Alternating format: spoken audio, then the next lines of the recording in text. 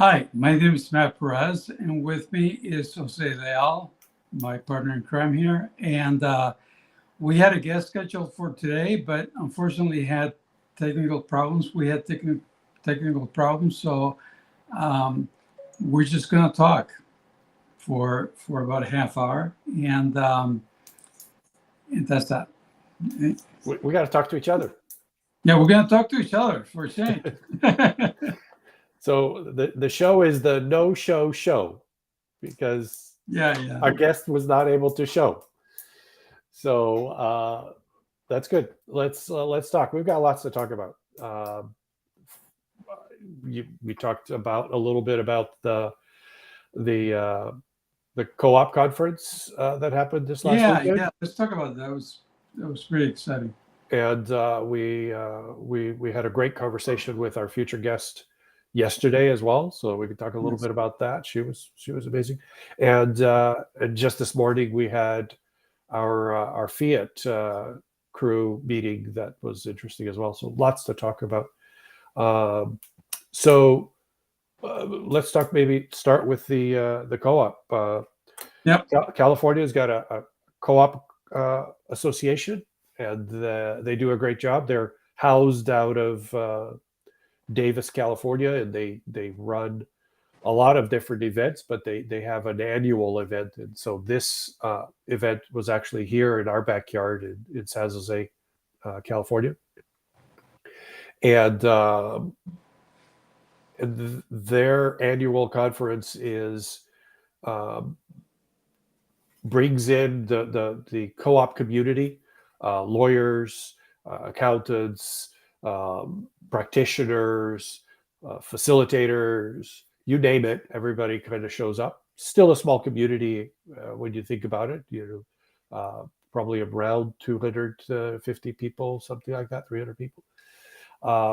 But we had the privilege of presenting this year there, and that was a really cool experience. We had great feedback. It was the first time that the co-op community, heard about the fiat system and understanding that what they've really been fighting is this fiat system, and talking about how moving away from fighting different aspects of the system to simply trying to create something new. So that was a great conversation. Overall, well received, got some really nice feedback from folks, including some of the organizers. And I felt, as the presenter, that the message that we've been trying to wrap our heads around got better, in part because I allowed myself to go higher with the message and not try to confuse the big picture with the little picture, of the big picture being, hey, there's an old system of fiat and a new system, what we're calling radical, and that's really the message. Let's keep that clear. Let's keep that make sense of that story, make sense of that narrative before we start talking about details of radical purpose and details of how things work and don't work, and the details of the tools like RADs or the tool, all of those tools were kept out of the equation just to stay, hey, that's the big picture, and let's keep the big picture simple. And it worked really well, and I was pretty happy with that. So you were telling me that at one point you were talking to somebody and somebody said, it was awesome. What was that about? Well, the after the wrap up, you get a bit of a high from a good event. And so I was feeling pretty good, talking to a bunch of the people as we were leaving the session and walking towards this group wrap up session that was going to happen. And as we walked towards the group wrap up session, I was introduced by one of the organizers that was at our session to the lady that organized all of the presenters. Mm. And so she asked, "How did it go?" I said, "Well, I thought it went fairly well." And her comment was, "It was awesome. It was the best presentation of the event." And I was like, "Whoa, that's pretty awesome to hear." But I understand why that might be the case. I'm glad that it was well received, but more importantly, a lot of what we're doing in that space, in the co-op space, is incremental improvements. And what we're talking about is a fundamental change in perception, in the way we view things. And that's a big deal. That change in understanding why we're doing co-ops is an important part. And we had the conversation after the fact. And her focus, I thought, was very interesting. How do we have a conversation that is about co-ops and more, not just co-ops by themselves as they've been going for some time? Yeah, co-ops, to explain, are people that usually group together with very little capital or no capital whatsoever. And the main thing is that they have an equality is a system of equality. Everybody gets the same benefits, the same salaries, the same everything, regardless. Not always, but very often, yeah. Yeah, and that's on the one hand. On the other hand, or the same level of ownership, the one person, one vote. Right. It used to be one man, one vote, but now it's one person, one vote. In any case, but on the management side, they go from mom to very much the fiat way of management. And so that's the kind of co-op that we're talking about. The ones in California are smaller. They're around food growth and stuff like that. Now there's more around marijuana growers and stuff like that. But they tend to be smaller. The largest co-op in the universe, humankind universe, is in Spain. It's called Mondragon. It was the name of the Castilian name of the town that we're in. And they're very generous on the benefit side. They have funds for this and fund for that. They even have a fund for vacations, and meaning you get your vacation and you pay and all that stuff. And on top of that, they may buy, I don't know what they buy, but whatever. They have stuff for kids and stuff like that. But on the management side, is you wouldn't know it from every other company in the universe. Right. And so that's the big difference. So one of the presenters did a great job. She did some research around co-ops in the United States. Turns out that there's a huge percentage of co-ops that are owned by Latinos, right, Latinx, and that's Latinos, especially well, that's what they were calling it at the presentation. Yeah. But it was both interesting to see the influence that the Latin community has in co-ops, especially in California, of course, but throughout the country. Some of the largest co-op in New York is mostly Latino, and so it's consistent that the Latin community is part of this, which to me offered some insights into why the co-op community and radical are a real fit. There is a potential for the co-op community to evolve towards a more radical view of things, where there is an opportunity for co-ops not to just be co-owned, but also co-managed, and to bring about, and some of them are doing it.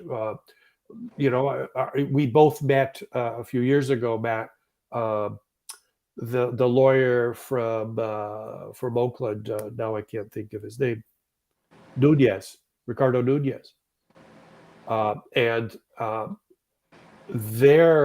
he's, by the way, if you recall, he was becoming a lawyer by being embedded in the law company, the law firm Right, that they was right. working in. He actually made it 10 months ago. He became a lawyer. Great. So that's awesome. But Ricardo and their team, they're co-managed within the organization, and they're teaching their clients that it's not just about co-ownership, but co-management as well. That's part of the program that they're offering. So it's an emerging aspect of the co-op community, and I think there's a role for Radical to play within that community, and I think vice versa, that there is an existing system there that would benefit from the insights that we've been gathering over the years. Well, I believe that individuals would gravitate towards non-fiat approaches. But as a business, as a community, there's a bunch of laws that have to do with co-ops. And that will not evolve into anything but fiat kind of structure. Well, it may be co-managed, but somebody's going to be the boss, and somebody's going to pay the taxes, and somebody's, so it's going to be patterned after the fiat way, because the first thing is to see fiat and to recognize it and go, oh, there it goes. He's trying to hurt me, and then you can protect yourself. But a lot of people don't see fiat. Well, absolutely. That was part of the experience that I had. I spoke to a couple of lawyers there, and both said that more companies today are being set up, more co-ops by name are being set up as non-co-ops. In other words, they're LLCs that are operating as a co-op.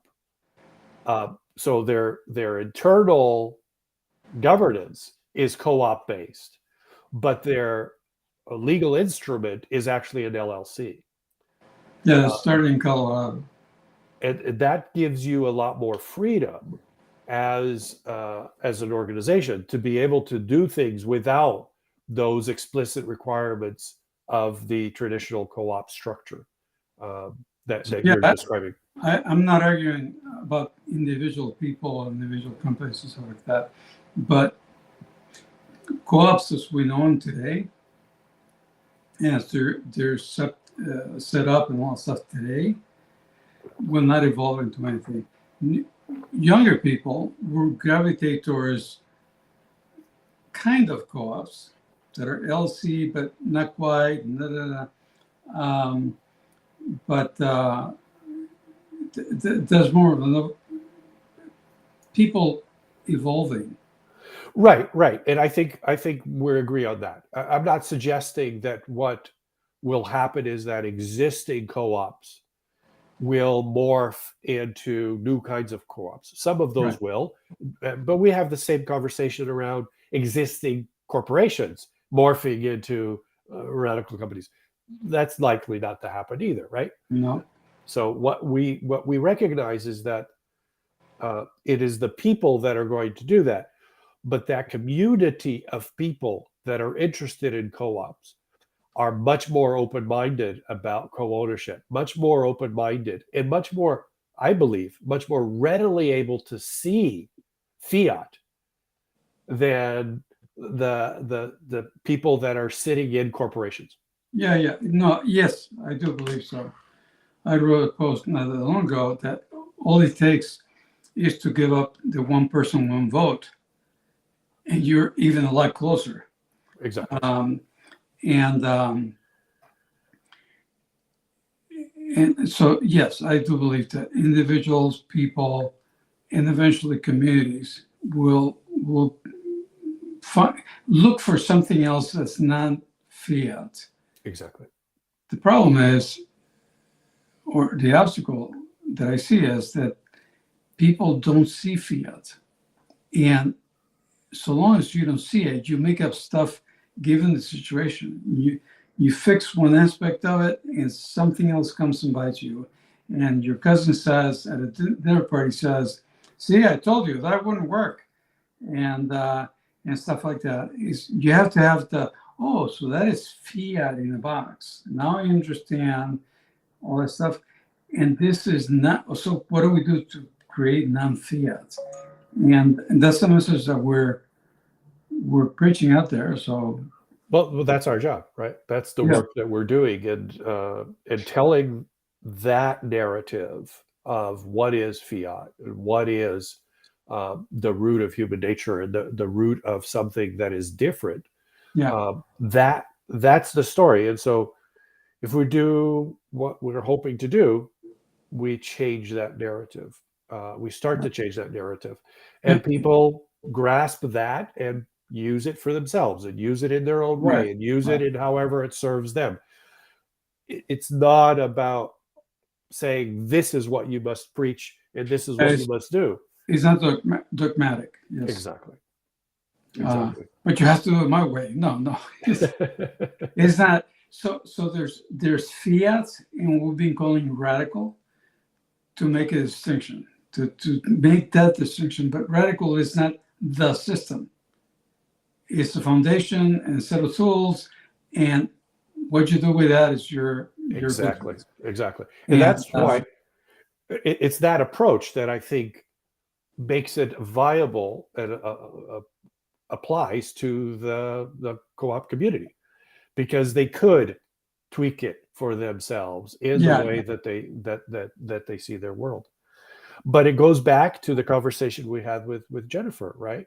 Uh, the conversation we had with Jennifer, it's and Jennifer how is do the person we're going to have as a guest in 3 weeks from now, or 2 2 weeks. weeks, 2 weeks, yeah, in 2 weeks, um, and that conversation, which will be a really interesting interview as we have it, but uh, the conversation is about how do we tell stories, how do we build narratives that helps us move forward, that helps our communities move forward, Right. and that's the work we're doing.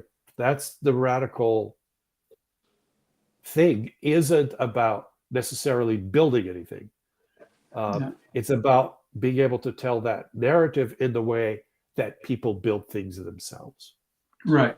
Right. And that's the key. That people build things themselves. So Jennifer is one that we're going to interview in the podcast. We talked to her yesterday at her request, and she's from the U.S., so she speaks pretty good English. And she's been for 35 years. She lived in Spain, so she speaks very good Spanish. And we had really interesting. I mean, she touched me in a couple of ways. The main one being around narratives and as a way to get people to do things. And it struck me that the things she described of having people work on a narrative together. People that never work together. They work for a company for 20 years and never worked together. And I know this from fact, and you probably know this as well, that in a corporation, as you gain power, your elbows get sharper. And this idea of working with somebody, with your peer, is like, what the fuck? It just doesn't make sense. And I know because my boss told me that I was making the other person look good when I collaborated with this person. And I'm sure he was being told that he was making me look good.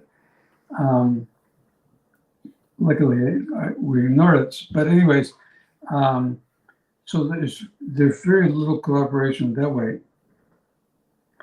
And what changes that is building a narrative about a strategy that came from the top, but you have to have some story together. And normally you hire the McKinsey or some big name company and you say, oh, they want you to do this and that and the other, and they this and they that, and we're going to pay you. So we pay, they want. And and that doesn't work. And so she gets them to work together, and they experience what it is to work in a team. Something that they did once upon a time, they liked it, but they haven't done it for a long time. And I'm speaking of my own experience. And but you do get a charge from it. You get this I don't know, testosterone or pheromones or something. You get some charge of neurotransmitters that make you feel good, and you want to do more of that. So, but she does it through narratives, and I thought that may be the trick. That may be, and not a trick like to trick people, but that might be the tool that we use to get people to try new things. So I was very piked by what she was doing. Yeah. No, it I think it's really what we have been trying to do. We just that we don't have a system that she does, and we don't have the experience that she does in doing it. Right. So or the hair. Or the hair. Yeah. Or the hair. And I think ultimately the thing that is going to change away from fiat, whatever it is that is the change, is going to be able to be the clear articulation of what fiat is. Yes.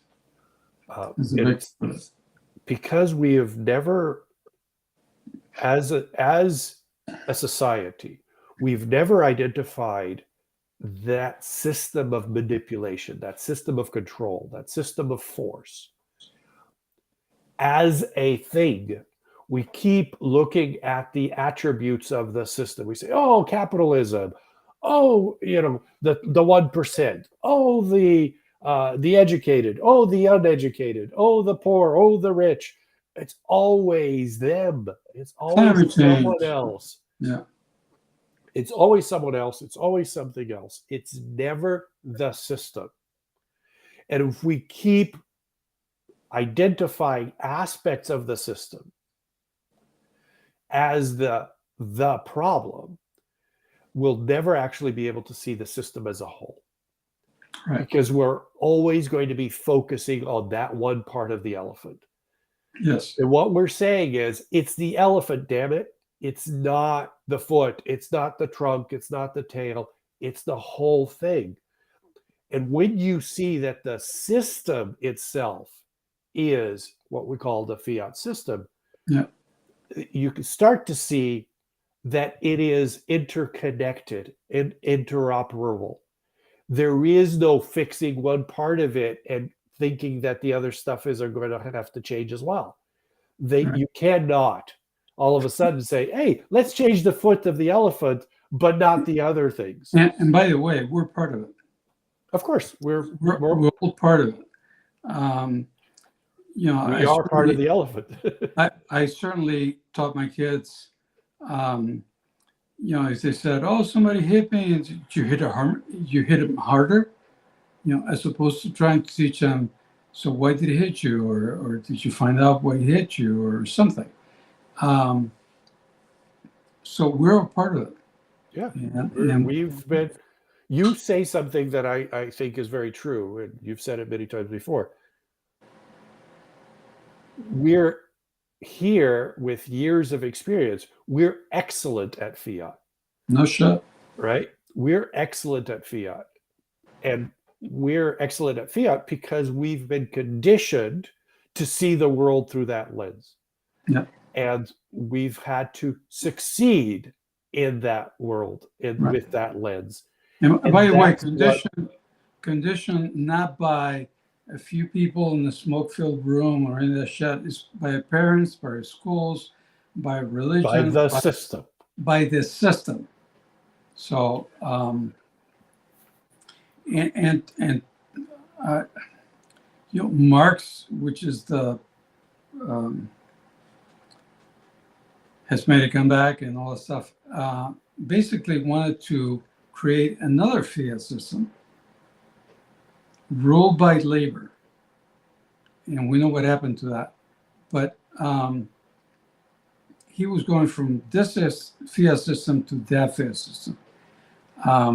So he didn't do anything other than describe. He did analysis, a great analysis, described things very well.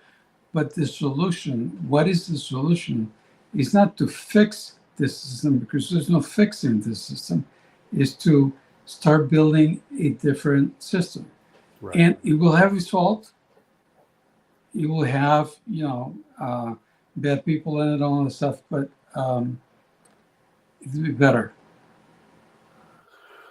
Absolutely. And the thing is that we think of the people as, like you've just described, that's their default. That part of the system is default. Everything else is default. Mm. Every single person, every single organization in the system is a victim of the system. They implement it by themselves. We're all perpetrators, but that's what we've been taught. My mother said, hey, the way you're going to succeed is if you stand up and you fight back and you push back harder and you're right. And whenever I didn't, by the way, I was chastised by my family as, oh, you're just too nice. Yeah. You're never going to succeed if you're too nice. Yeah. It reminds me of, there was that movie, Blazing Guns, I think it was called, where the guy was a black guy in a toy sheriff outfit, and he takes out his gun and says, I'll shoot him. And he said the N-word. And he said, I'll shoot him. It's that kind of a system. It really is. We're going, I'll shoot him. If you do the wrong thing, I'll shoot him. So anyways, that's the guest that we're looking forward to talking. And what's the other thing that we want to talk about? Oh, we thought maybe we'd highlight the no fiat conversation we had this morning with a couple of folks from prior conversations, prior interviews. Yeah, before something funny happened here. But anyways, before I forget, I want to remind you that next week we're talking to Fernanda Guerra. I don't know how to say it. Guerra. Okay. Guerra. And she's a lawyer. She's a regenerative practice attorney. And we're going to talk about conscious contracts. And conscious contracts has been an inspiration for us for a long time. So it's not new to us, but we're going to have her tell what she's gotten out of it and stuff like that. And the tagline, the whole thing is, so contracts can sustain relationships, create a collaborative environment and for business, and bring satisfaction to stakeholders, not shareholders, stakeholders. And these are the kinds of things that you have to say, but we know Fernanda, and we know the conscious contracts crowd, and we're looking forward to this. So now you want to talk about something else? Yeah, well, we had a conversation this morning with Bindu Kalisan and with Edgar as well. Two folks that we've interviewed here, and the idea was to have a conversation, to start to take those conversations not just from here on the podcast, but to engage, to learn how do we work together. Because it's not just about preaching how do we work together, but actually trying to figure out ways to do it. And so bringing them together with us and others to have these conversations and exploring different ideas. And one of the things that I took away today is something that I believed we could do early on in our process. We've been at this for 4 or 5 years, right? And this conversation, the conversation that we have, keep evolving, keep changing.